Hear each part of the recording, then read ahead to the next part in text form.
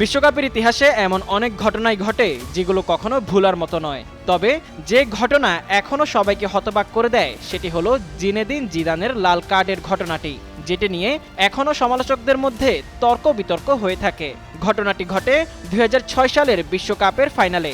তখন ফ্রান্স এবং ইতালির হাড্ডাহাড্ডি লড়াই চলাকালে ইতালির ডিফেন্ডার মার্কো মাতেরাজ্জি অশালীনভাবে জিনেদিন জিদানের মা ও বোনকে নিয়ে কটূক্তি করেছিল। তখন সে মুহূর্তে মেজাজ হারিয়ে জিদান মাতেরাজ্জির বুকে সজোরে মাথা দিয়ে আঘাত করে। এতে মাতেরাজ্জি মাটিতে শুয়ে পড়েন। সে সময় আর্জেন্টাইন রেফারি হোরাসিও এলিজোন্দো জিদানকে সরাসরি লাল কার্ড দেখিয়ে মাঠ থেকে বের করে দেন।